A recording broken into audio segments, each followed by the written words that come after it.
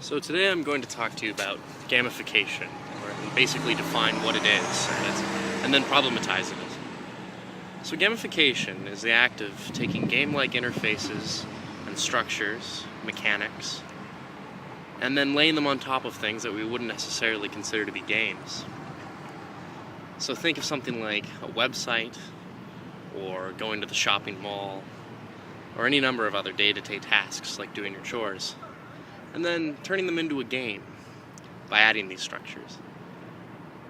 A good example of that is the Huffington Post's Predict the News game, which is a game that literally you just predict the news based off of different contemporary trends, and then you hope that you guess properly, and then you will be awarded points based off of those guesses. You also earn badges, and then there's leaderboards to see how well you've done. Another example of a gamified thing is Foursquare, which uses your cell phone and GPS location to rate and keep track of the amount of times that you go to certain locations. By checking into certain places, you gain certain amounts of credibility and as well as social capital. And in addition to that, you also get badges and can be awarded the mayorship if you're the person that goes the most often. So gamification is just that. It is just putting these mechanics on top of things that we wouldn't consider to be games. So that means it's about changing perceptions.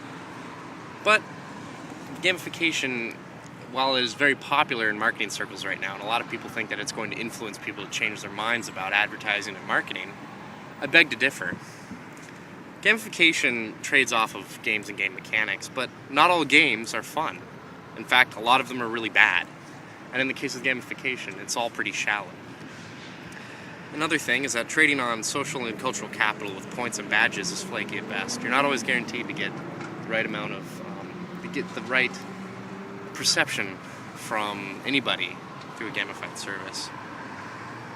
Another thing is that most gamification, and a lot of social games right now, trade on turning your friends into resources, which can be problematic, because we don't want to have to turn things that we often rate in non-monetary ways into something that can be rated in a monetary way.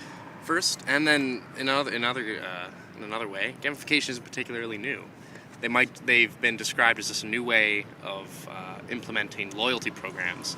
So if you think of a loyalty program, think of frequent flyer miles, in which you're rewarded points, again, gamified, for flying in certain ways, using certain, ways to check in, flying a certain amount of distance, and other things. And then you're awarded things, right?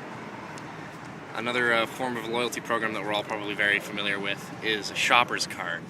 You're awarded points for purchasing things, and often you're awarded points for purchasing special things.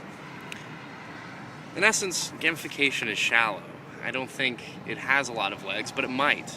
And it might influence a lot of people to try it out, especially in marketing circles. I'm skeptical of it, and I think it might even be a bit dangerous. But at the same time, it's important, and it's something we should all be very aware of today. So, thank you.